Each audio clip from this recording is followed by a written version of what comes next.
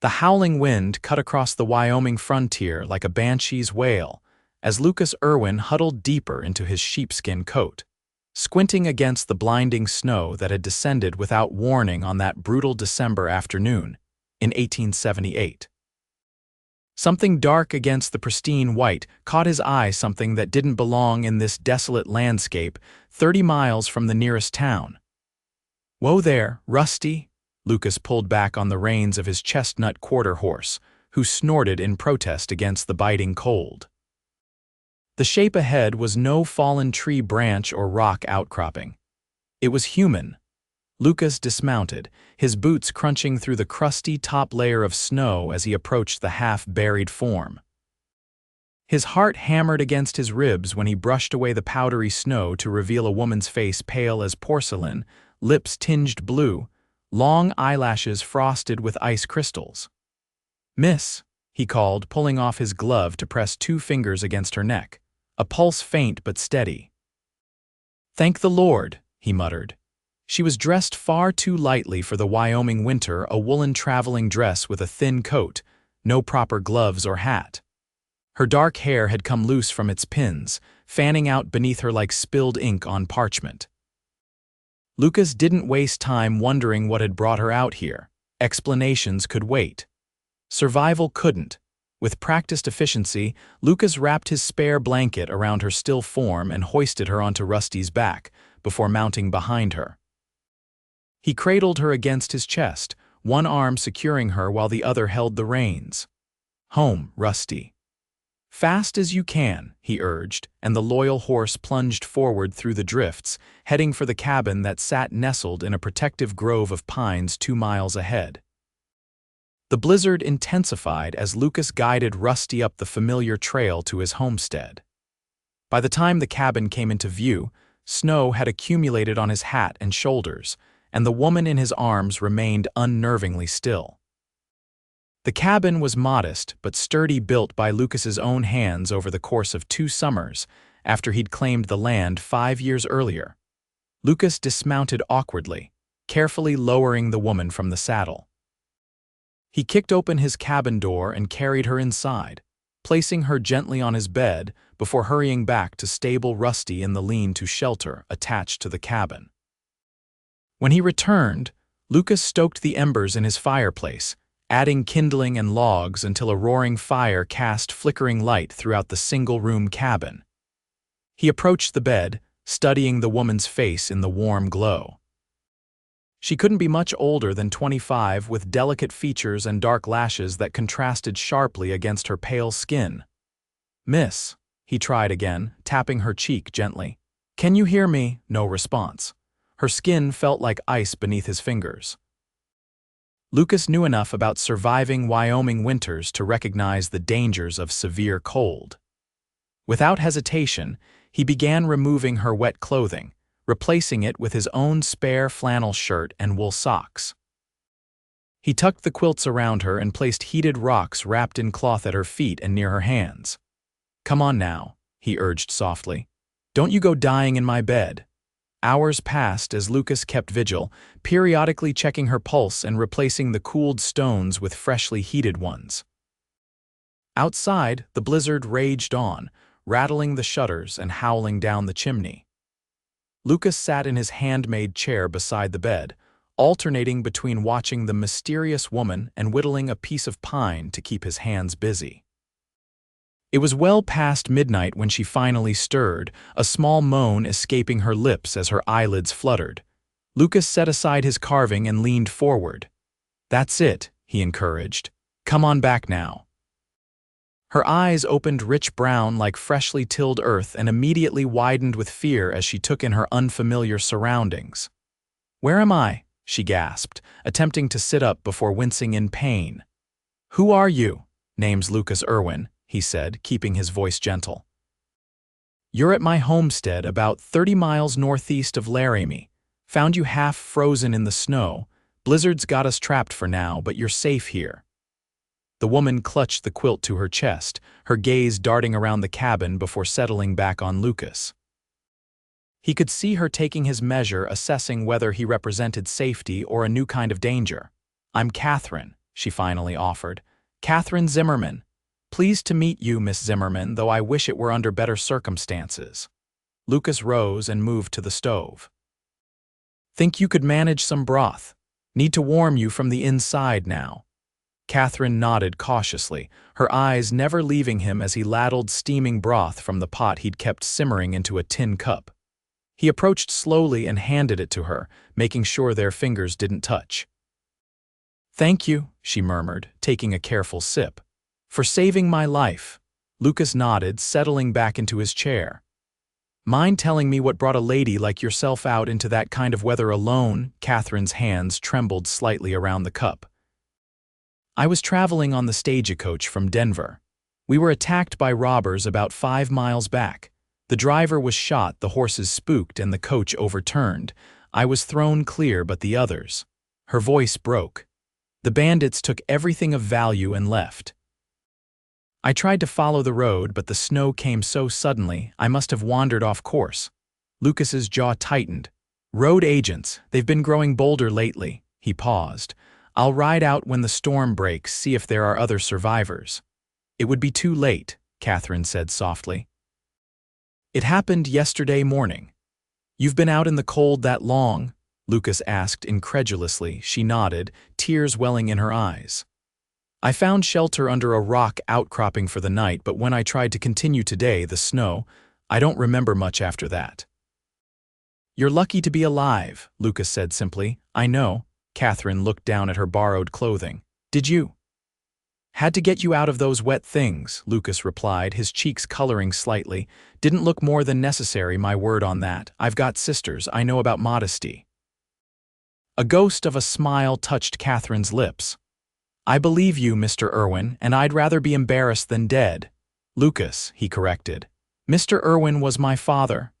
"Lucas," she repeated softly. For 3 days, the blizzard held them prisoner in the cabin. Lucas insisted Catherine take the bed while he made do with blankets near the fire. They fell into a comfortable routine, Lucas tending to his livestock in the lean-to barn, chopping wood and preparing simple meals, while Catherine gradually regained her strength, helping with the cooking and mending some of Lucas's worn clothing. On the 4th morning, Lucas awoke to silence. The howling wind had stopped. He rose quietly, careful not to wake Catherine, and opened the door to a transformed world. 3 feet of pristine snow blanketed everything in sight, glittering like diamond dust in the morning sun. The sky above was a clear, piercing blue. "It's beautiful," came Catherine's voice behind him. He turned to find her wrapped in one of his quilts, standing in the doorway. "That it is," Lucas agreed, though his eyes lingered on her face, flushed with returning health, framed by dark curls that had dried into soft waves during her recovery. "What will happen now?" she asked. Lucas sighed, looking out at the expanse of snow. "Trail to town won't be passable for at least a week, maybe longer. I've got enough supplies to see us through. Once the path clears, I can take you to Laramie." Catherine nodded, her expression unreadable. "I should tell you I have no one waiting for me. I was traveling to Oregon to take a position as a schoolteacher." "No family?" Lucas asked. "My parents died 2 years ago, influenza." She pulled the quilt tighter. "I've been working as a seamstress in Denver, but the opportunity in Oregon offered a fresh start." Lucas nodded, understanding the appeal of new beginnings. After all, wasn't that what had drawn him to Wyoming after the war? "Well, you're welcome here until you're well enough to continue your journey." That evening, as they sat before the fire sharing the last of the rabbit stew, Catherine asked about the photographs on Lucas's modest shelf, the only personal items in the Spartan cabin. "My parents and sisters," Lucas explained. "They're back in Ohio. Father has a good farm there." "Why did you leave?" Catherine inquired, her eyes reflecting the dancing flames. Lucas was silent for a long moment. "Served in the War Union Army, came back different. Couldn't settle into farming life again. Too many people, too many questions in their eyes about what I'd seen." He poked at the fire. "Out here, a man answers only to himself and the land." "And do you ever get lonely?" The question hung in the air between them, simple yet profound.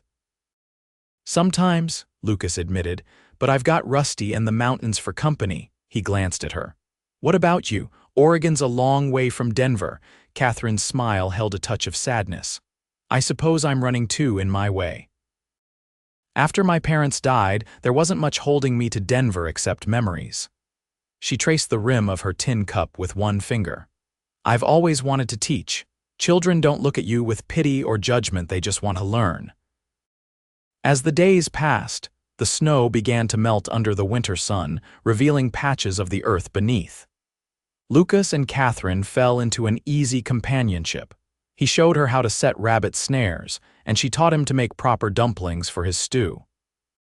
In the evenings, Catherine read aloud from the few books Lucas owned, mostly practical guides to farming and animal husbandry, but also a well-worn copy of the Iliad that had been his grandfather's. Lucas found himself looking forward to these quiet evenings, watching the expressions cross Catherine's animated face as she read. It had been years since he'd shared his space with another person, let alone a woman. He had forgotten the simple pleasure of conversation, of having someone respond to his thoughts.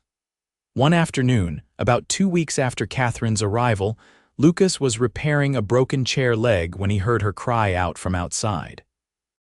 He grabbed his rifle and rushed through the door to find Catherine backing away from the woodpile, her face pale. "Snake," she gasped, pointing. Lucas approached cautiously, then relaxed. "It's all right," he said, setting his rifle aside. "Just a bull snake, probably looking for somewhere warm." He gently scooped up the reptile with a fallen branch and carried it away from the cabin, releasing it near a sunny rock outcropping. When he returned, Catherine was watching him with a mixture of embarrassment and admiration. "I've never seen anyone handle a snake so calmly." Lucas shrugged. "They're just trying to live, same as us. Bull snakes keep the rodents down, good neighbors to have." Catherine laughed, a bright sound that seemed to linger in the crisp air. "I have much to learn about country living, it seems." "You're doing fine," Lucas assured her, suddenly aware of how close they were standing. Her cheeks were flushed from the cold, her breath forming small clouds between them. For a heartbeat, neither moved. Then Catherine stepped back, tucking a strand of hair behind her ear. "I should finish gathering the kindling." Lucas nodded, inexplicably disappointed. "I'll be inside if you need anything else." That night, a new tension filled the cabin. Lucas caught Catherine watching him when she thought he wasn't looking, and he found himself hyper-aware of her movements, the graceful way she poured their coffee, how she absently twisted a curl around her finger when deep in thought. "The trail to town should be clear enough in another day or two," Lucas said as they ate their supper. "Yes," Catherine agreed, her voice subdued. "I suppose I should try to find passage to Oregon soon. The school term will be starting." Lucas nodded, stabbing at a piece of meat with more force than necessary. "Stagecoach comes through Laramie once a week, should be able to book passage west." The silence that followed felt heavier than before. "Lucas," Catherine began hesitantly, "I want to thank you properly for all you've done. You saved my life, shared your home, your food." "Anyone would have done the same," Lucas interrupted. "No," Catherine said firmly, "not anyone. Most men would have left me, or worse." She reached across the table and placed her hand over his. "You're a good man, Lucas Irwin." Her touch sent warmth spreading up his arm. Before he could respond, a haunting howl echoed outside the cabin, followed by several answering calls. "Wolves," Lucas explained, gently withdrawing his hand. "They come down from the high country in winter. Nothing to worry about, they won't bother us here." Catherine moved to the window, peering out into the darkness. "They sound so mournful." "They're calling to their pack," Lucas said, coming to stand beside her, "telling each other where they are, that they're not alone." In the faint moonlight filtering through the window, Catherine's profile was etched in silver. "That's all any of us want, isn't it? To not be alone." Their eyes met, and this time Lucas didn't look away. Without conscious thought, he reached up to brush a strand of hair from her cheek. Catherine leaned into his touch, her eyes closing briefly. "Catherine," he whispered, his voice rough with emotion he hadn't allowed himself to feel in years. The moment was shattered by a frantic pounding on the cabin door. They jumped apart as Lucas reached for his rifle. "Who's there?" he called, positioning himself between Catherine and the door. "Help, please," came a desperate male voice. "Indians attacked our wagon. My wife's hurt bad." Lucas opened the door cautiously to reveal a man in his 30s supporting a woman who hung limply in his arms. Blood stained the front of her dress. "Bring her in," Lucas directed, helping the man carry his wife to the bed. Catherine was already gathering clean cloths and heating water. "Name's Edward Mills," the man said breathlessly. "This is my wife, Sarah. We were heading to our homestead claim when Cheyenne attacked us about 10 miles back. I managed to get Sarah onto one of our horses and escape, but she took an arrow." Lucas examined the wound in Sarah's shoulder while Catherine prepared bandages. "Arrow's gone clean through." "That's good, no need to dig it out." He looked up at Catherine. "I'll need your help." Together, they cleaned and bandaged Sarah's wound while Edward paced anxiously. The woman was unconscious but breathing steadily. "She's young and strong," Catherine assured Edward. "With proper care, she should recover." Edward collapsed into a chair, his face etched with relief and exhaustion. "I don't know how to thank you folks." "No need," Lucas said. "You're welcome to stay until your wife can travel." Catherine prepared a pallet for Edward near the fire, while Lucas moved his own bedding to the far corner of the cabin. With 4 people now sharing the small space, privacy became a precious commodity. Over the next 3 days, Catherine tended to Sarah with gentle efficiency, changing bandages and coaxing broth into the injured woman. Lucas was impressed by her calm competence, the same quality that would make her an excellent teacher. On the 4th morning, Lucas woke early to find Catherine already up, sitting at the table with a cup of coffee, watching the sunrise through the window. Edward and Sarah were still asleep. "Couldn't sleep?" he asked quietly, pouring himself a cup and joining her. Catherine shook her head. "I've been thinking about what happens next. Sarah should be well enough to travel in another week, and the trail to town is clear now." Lucas stared into his coffee. "Yes, I suppose it is." "I should continue to Oregon," Catherine said, though her voice lacked conviction. "Is that still what you want?" Lucas asked, meeting her eyes. Catherine was silent for a long moment. "When I set out for Oregon, I was looking for purpose, for somewhere I could be useful, but now—" "Now," Lucas prompted when she trailed off. "Now I'm not sure if Oregon is where I'm meant to be." Her eyes held his steadily. "These past weeks with you, Lucas, I've felt more at home than I have since my parents died." Lucas's heart hammered in his chest. "Catherine, I'm just a simple homesteader." "I can't offer you much. I don't need much," she interrupted. "Just—" She reached for his hand across the table. "Just someone who sees me as I am, someone to not be alone with." Lucas entwined his fingers with hers. "I've been alone a long time, got used to it, or thought I had." He took a deep breath. "Then I found you in that snow, and bringing you into my cabin seems to have brought me back to life too." The smile that bloomed across Catherine's face was like the sun breaking through clouds. "Are you asking me to stay, Lucas Irwin?" "I'm asking if you might consider Wyoming instead of Oregon. The town could use a schoolteacher just as much." His thumb traced circles on her palm. "And I could use a partner, in all ways." Catherine's eyes glistened with unshed tears. "Are you proposing, Cowboy?" "Reckon I am," Lucas said, a smile tugging at his lips. "Though I always imagined doing it with a proper ring and not while 2 strangers sleep 10 feet away." Catherine laughed softly. "When you found me in that snow, I was certain my life was ending. I never imagined it was just beginning." A week later, the Mills departed for their homestead with provisions and well wishes. Lucas and Catherine stood in the doorway of the cabin, watching until the wagon disappeared over the ridge. "Town's a day's ride," Lucas said, turning to Catherine. "We could go tomorrow, speak to the town council about the teaching position, and see the preacher," he added with a meaningful look. Catherine stepped closer, sliding her arms around his waist. "Or we could wait another day." Lucas raised an eyebrow. "Any particular reason?" "Because," Catherine said, rising on tiptoes to bring her lips to his, I'd like one more day of just us before we share our story with the world." Lucas pulled her closer, deepening the kiss that had been building between them for weeks. When they finally parted, both breathless, he pressed his forehead to hers. "I love you, Catherine Zimmerman. Finding you was the best thing that ever happened to me." "I love you too, Lucas Irwin," she whispered, "and I can't wait to build a life with you."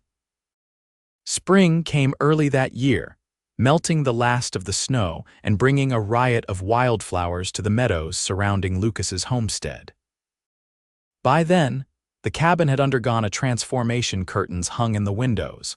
A proper table and chairs replaced Lucas's makeshift furniture, and a second room had been added to provide space for the schoolroom Catherine ran 3 days a week for the children of nearby homesteaders.